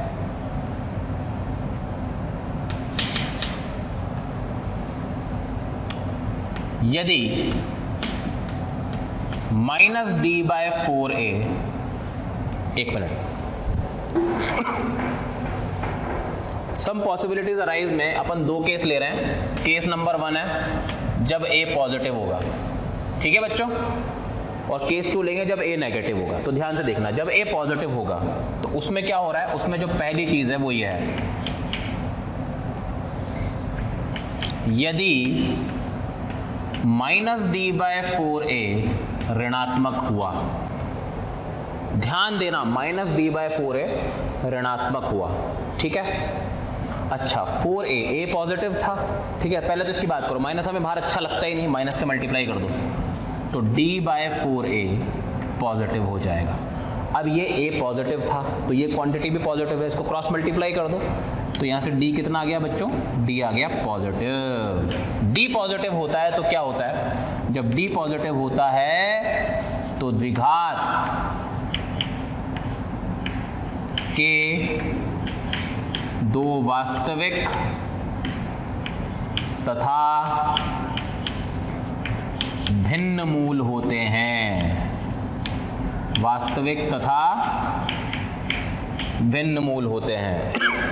ठीक है, तो अब इस चीज को अपन ग्राफ के माध्यम से देखते हैं। देखो माइनस डी बाय 4 है, मैं इसमें y अक्ष नहीं बना रहा, क्यों नहीं बना रहा मैं आपको अभी बता दूंगा थोड़ी देर बाद। देखिए इसने बोला माइनस डी बाय 4 है, ऋणात्मक है। माइनस डी बाय 4 है कौन होता है, शीर्ष होता है, शीर्ष ऋणात्मक है, मतलब वो x अक्ष के नीचे है, तो मतलब वो यहाँ कहीं पर है, माइनस डी बाय 4 है, शीर्ष। निर्देशांक लिख देते हैं minus b by 2a comma minus d by 4 है। ठीक है, ऋणात्मक है तो नीचे आ गया। अब यहां से क्योंकि a पॉजिटिव है तो पैराबोला कैसा बनेगा, माउथ ओपनिंग अपवर्ड, ऊपर की तरफ। तो जब ये ऊपर की तरफ जाएगा तो ग्राफ कैसा जाएगा बच्चों, ग्राफ ऐसा जाएगा। तो आप देखो x अक्ष को कितनी जगहों पर काट रहा है, x अक्ष को 2 जगहों पर काट रहा है और वो भी अलग अलग। तो वो 2 जगहें क्या हैं, एक अल्फा है और एक बीटा है। इसका मतलब ये है कि 2 वास्तविक तथा भिन्न मूल हैं। और ऐसा जब हुआ तो क्या हुआ, इसका मतलब है परवलय, ध्यान दीजिएगा, परवलय x अक्ष को 2 भिन्न बिंदुओं पर, 2 भिन्न बिंदुओं पर प्रतिच्छेद करेगा। कर रहा है, ठीक है। अब मैंने क्यों y अक्ष नहीं बनाया, इसलिए नहीं बनाया भाई क्योंकि अगर मान लो मैं y अक्ष बना दूं, मान लो मैंने यहाँ y अक्ष बना दिया, तो इसका मतलब है एक मोल नेगेटिव हो गया, एक मोल पॉजिटिव हो गया। लेकिन मुझे तो पता ही नहीं है ना कि अल्फा में पॉजिटिव कौन है, बीटा में, अल्फा में पॉजिटिव कौन है, सॉरी अल्फा और बीटा में पॉजिटिव कौन है, नेगेटिव कौन है, मुझे तो ये पता ही नहीं है। तो इसलिए मैं y अक्ष यहाँ पर नहीं बना सकता, ठीक है। तो y अक्ष के बिना अपन ग्राफ बनाना सीखेंगे। तो ये ग्राफ बनता है जब a पॉजिटिव हो और d पॉजिटिव हो। तो इस ग्राफ की कुछ खास बातें अपन लिख लेते हैं। पहली खास बात तो ये है कि इसमें a पॉजिटिव है, जो कि मैं यहाँ लिख देता हूँ, a पॉजिटिव और d भी पॉजिटिव का ग्राफ है। और फिर हम क्या लिखने वाले हैं, देखिए पहला स्टार पॉइंट वो ये है कि ये ग्राफ किसकी वैल्यू होती है, y की वैल्यू होती है। तो y जो है, देखो यहां पर y कैसा है, x अक्ष के ऊपर है, तो हम कह सकते हैं कि y कैसा है, पॉजिटिव है, y पॉजिटिव है। फिर अल्फा से बीटा के बीच में y यहां पर आ गया, यहाँ y कैसा है, नेगेटिव, बीटा से ऊपर ऐसे चला गया, यहाँ y कैसा है, पॉजिटिव। तो हम ये बात कह सकते हैं कि y पॉजिटिव है कब, जब x चले -∞ से अल्फा यूनियन बीटा से इंफिनिटी। आप देख लो, -∞ से अल्फा तक तो y पॉजिटिव है, फिर बीटा से इंफिनिटी तक भी y पॉजिटिव है। तो y पॉजिटिव होगा जब x -∞ से अल्फा तक जाएगा और बीटा से इंफिनिटी तक जाएगा। अब अल्फा और बीटा पर छोटे कोष्ठक मैंने क्यों लगाए हैं, क्योंकि भाई अगर अल्फा और बीटा को मैंने शामिल कर लिया तो उन पर तो वो 0 हो जाएगा, जबकि हमें तो पॉजिटिव वाले केस लिखने। यहाँ पर देखो मैंने इक्वलिटी थोड़ी ना लगाई है।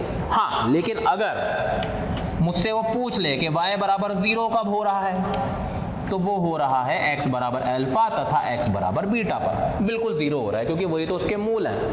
अच्छा, फिर तीसरी बात करते हैं कि y नेगेटिव कब हो रहा है। y नेगेटिव हो रहा है अल्फा और बीटा के बीच में, अल्फा और बीटा के बीच में। तो ये तब हो रहा है जब x अल्फा से तो बड़ा है लेकिन बीटा से छोटा है। क्या ये बातें ध्यान रहेंगी आपको। ये पहला केस 1 है और केस 1 का भी पहला ग्राफ है ये, ठीक है। इसके बाद केस 1 में आगे बढ़ते हैं। केस 1 में सेकंड स्टार,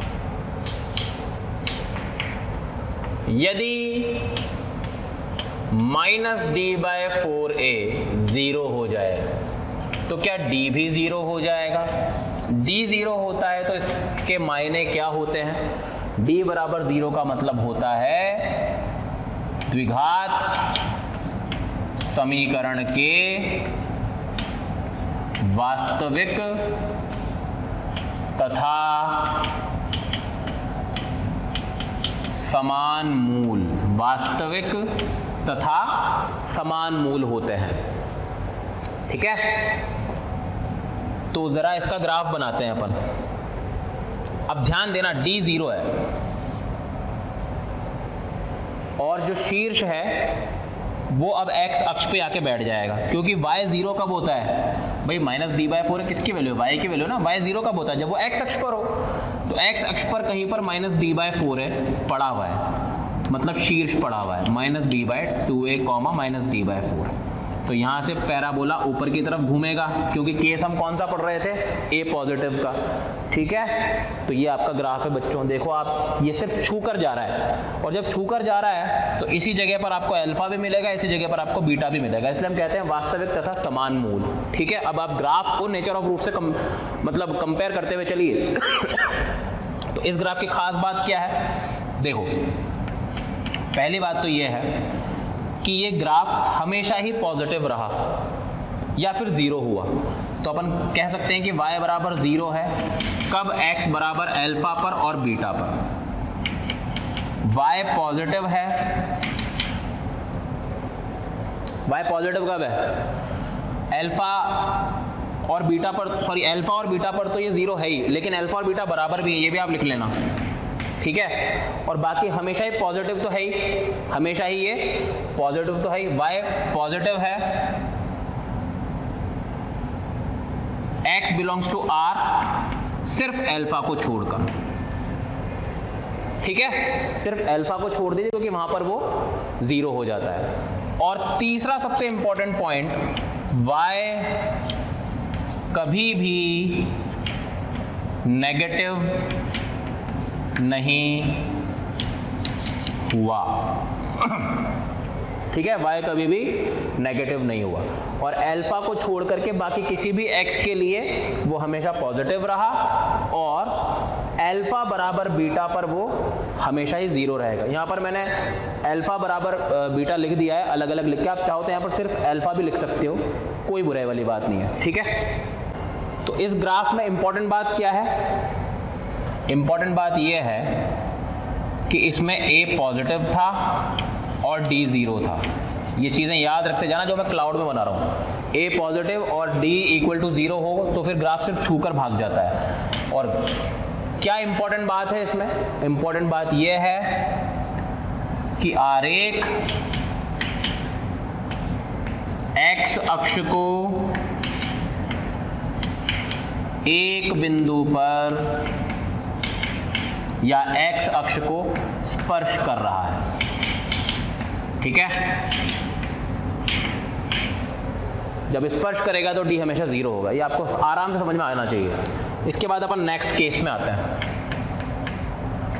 यदि -d/4a, केस 1 में ही तीसरा स्टार है, पॉजिटिव हो जाए, माइनस हटाओ पहले तो d/4a क्या होगा, नेगेटिव होगा। a पॉजिटिव था तो d कैसा होगा, नेगेटिव, तो d नेगेटिव। जब d नेगेटिव होता है तो मूलों की प्रकृति क्या कहती है, d नेगेटिव होता है तो मूल कैसे होते हैं, काल्पनिक होते हैं, मूल काल्पनिक होंगे। तो जरा इसका ग्राफ बनाते हैं। अगर हम इसका ग्राफ बनाएं तो देखो d नेगेटिव है, ठीक है, और -d/4 है पॉजिटिव, मतलब -d/4 है जो शीर्ष है वो x अक्ष से ऊपर है आज, तभी तो पॉजिटिव होगा। -b/2 है, -d/4 है, और अगर ये पहले से पॉजिटिव है और फिर यहीं से इसको ऊपर की तरफ जाना है तो परवलय कुछ इस तरह का बनेगा, मतलब ये x अक्ष को ना तो स्पर्श कर रहा है और ना ही प्रतिच्छेद कर रहा है। तो यहाँ पर हम कहते हैं मूल काल्पनिक है, क्योंकि अगर ये स्पर्श करता या प्रतिच्छेद करता तभी तो वास्तविक मूल आते। ठीक है, तो मूल काल्पनिक है। कंडीशन क्या है इसकी, a पॉजिटिव और d नेगेटिव। और इस ग्राफ में हमें क्या सीखने को मिल रहा है कि ना तो x अक्ष को प्रतिच्छेद करता है, ना ही स्पर्श करता है।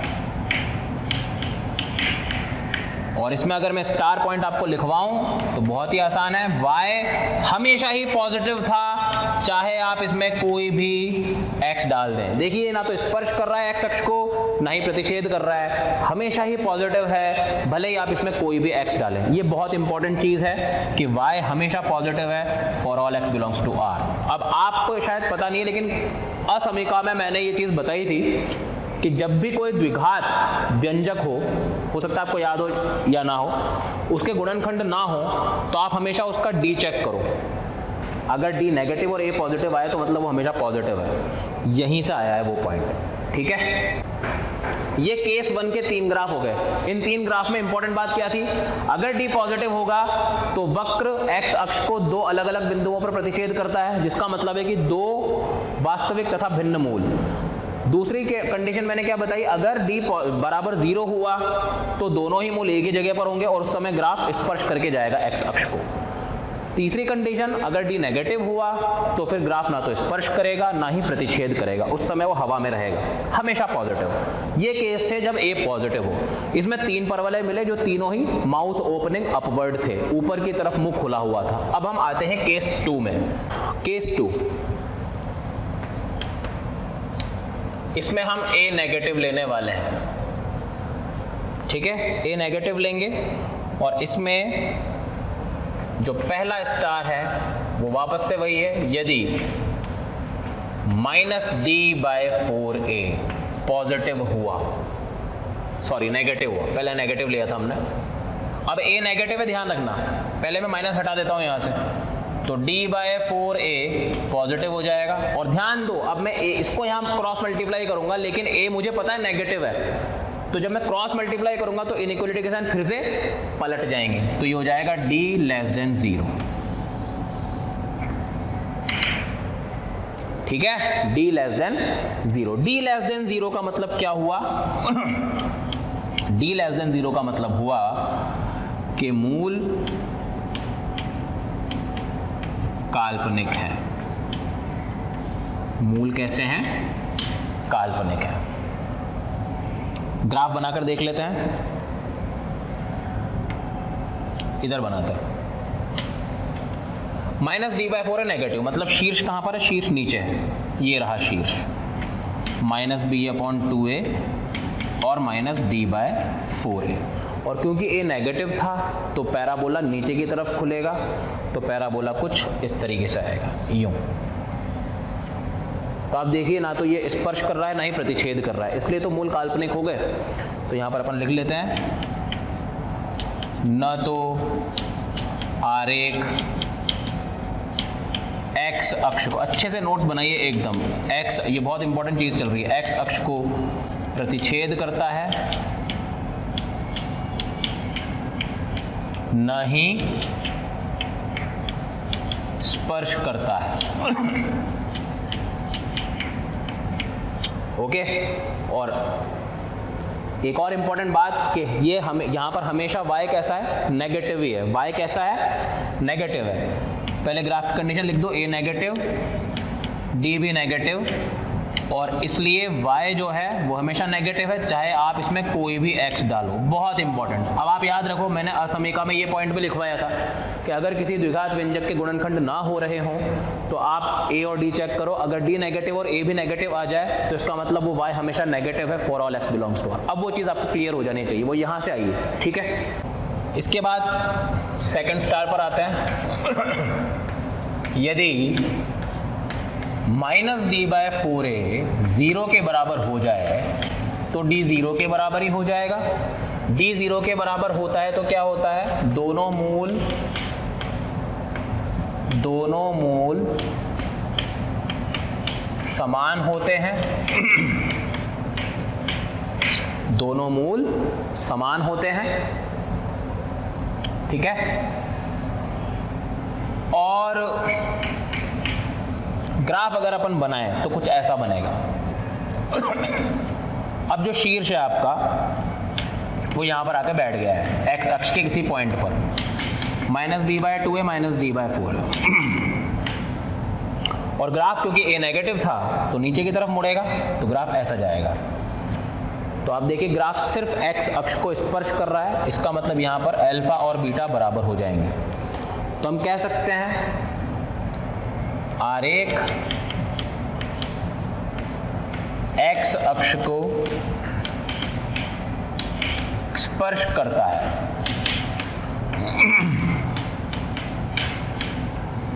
और इंपॉर्टेंट बात, y बराबर 0 है यदि x बराबर अल्फा या बीटा हो, और आपको पता ही है अल्फा बराबर तो बीटा है यहां पर, ठीक है। दूसरी बात, y हमेशा नेगेटिव है for all x belongs to real minus alpha. ठीक है, ओके। अल्फा ही मैंने इसलिए लिया क्योंकि वो है तो अल्टीमेटली बराबर ही, ठीक है, तो कंफ्यूज मत होना वहाँ पर। यहाँ पर मैंने दिखाने के लिए कि अल्फा और बीटा बराबर है इसलिए बस अल्फा बीटा लिखा है और कोई लालच नहीं है, तो कंफ्यूजन वाली बात नहीं होनी चाहिए। y हमेशा नेगेटिव है for all x belongs to r minus alpha, क्योंकि अल्फा पर तो वो 0 है, उसमें नेगेटिव नहीं है। अब आगे बढ़ते हैं। नाउ फाइनल केस, यदि minus d by 4a negative हुआ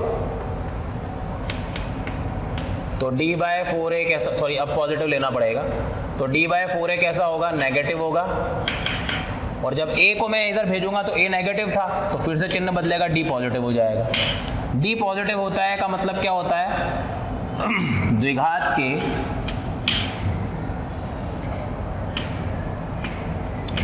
के वास्तविक तथा भिन्न मूल।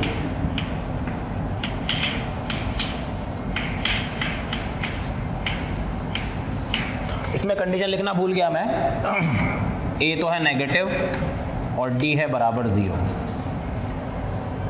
द्विघात के वास्तविक तथा भिन्न मूल, ठीक है। ग्राफ बनाओ, इस बार शीट ऊपर आ गया, माइनस b बाय 2a और माइनस d बाय 4a, क्योंकि वो पॉजिटिव था। यहाँ से ग्राफ नीचे की तरफ घूमेगा क्योंकि a नेगेटिव है, तो इस तरीके से जाएगा। देखो दो जगह पर कट कर रहा है, अल्फा और बीटा। तो आप देख सकते हो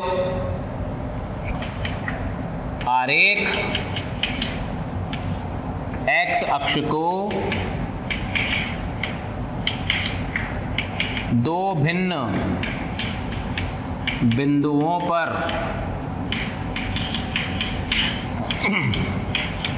प्रतिच्छेद करता है, ठीक है। अब बात करते हैं कब नेगेटिव हुआ कब पॉजिटिव हुआ। तो देखो इस एरिया में y नेगेटिव है, इस एरिया में y पॉजिटिव है और इधर से फिर से नेगेटिव हो गया। तो अगर मैं बात करूं कि y पॉजिटिव कब कब था, तो आप खुद बताइए अल्फा और बीटा के बीच में पॉजिटिव था या नहीं था? बिल्कुल था। तो जब x अल्फा और बीटा के बीच में है तब ये पॉजिटिव था। जीरो कब था? बहुत आसान है ये तो, जब अल्फा और बीटा के बराबर था x। नेगेटिव कब था? नेगेटिव कब था? जब x अल्फा के पीछे है और बीटा के आगे है, यानी कि x अल्फा से छोटा या x बीटा से बड़ा। तो इसको ऐसे लिखते हैं, x belongs to minus infinity से अल्फा यूनियन बीटा से इन्फिनिटी, ठीक है। अब अपन इन सब जो अपन ने 6 ग्राफ बनाए हैं, इन सबको एक जगह पर बनाते हैं और आपको ये कंक्लूजन ही याद रखना है। मैं इसी में सारी बातें लिख दूंगा। ये तो मैंने आपको डिटेल में समझाया, अब मैं कंक्लूजन पर आ रहा हूं। कंक्लूजन यानी कि निष्कर्ष, इन सब बातों का जो हमने आधे घंटे में पढ़ी है, इसका निष्कर्ष क्या निकला मैं आपको बताता हूं। इसका निष्कर्ष ये है कि अगर ये x अक्ष है और ये 3 ग्राफ बने हैं यहाँ पर, 1, 2 और 3, ठीक है। तो इनको देखकर ही पता पड़ जाता है कि a पॉजिटिव था, पहली बात, क्योंकि मुंह ऊपर की तरफ खुला हुआ है, और इसमें d पॉजिटिव था क्योंकि 2 अलग अलग जगह पर कट कर रहा है। d पॉजिटिव मतलब 2 मूल, वो भी वास्तविक तथा भिन्न। इसमें सिर्फ छूकर भाग गया, मतलब दोनों मूल समान है, अल्फा बराबर बीटा है। a पॉजिटिव क्योंकि माउथ ओपनिंग अपवर्ड है और d बराबर 0 है। इसमें ना तो स्पर्श कर रहा है ना प्रतिच्छेद कर रहा है, मतलब कि a पॉजिटिव क्योंकि माउथ ओपनिंग अपवर्ड, लेकिन क्योंकि ना तो स्पर्श कर रहा है ना प्रतिच्छेद कर रहा है, तो d नेगेटिव होना चाहिए, ठीक है। फिर हम आते हैं आगे।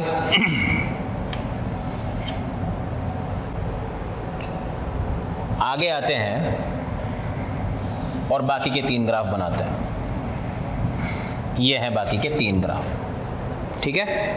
इसमें क्या सिचुएशन है, क्योंकि 2 जगह पर कट कर रहा है तो d तो पॉजिटिव होना चाहिए, लेकिन क्योंकि माउथ ओपनिंग डाउनवर्ड है तो a नेगेटिव होना चाहिए, ए नेगेटिव होना चाहिए, ए नेगेटिव होना चाहिए। यहाँ पर अल्फा बराबर बीटा आ गया तो डी बराबर 0 होगा, और यहाँ पर क्योंकि ना तो स्पर्श कर रहा है ना प्रतिच्छेद कर रहा है तो डी नेगेटिव होना चाहिए।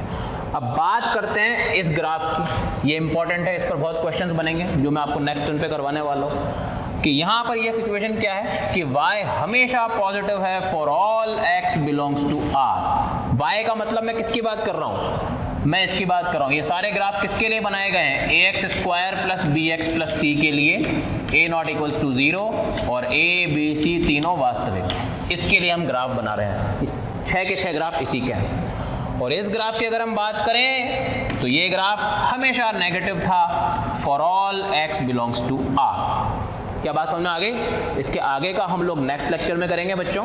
थैंक यू बच्चों। अगर आपको इस टॉपिक का वीडियो अच्छा लगा और आप पूरा चैप्टर पढ़ना चाहते हैं तो आज ही कॉल करें 1800 2121 799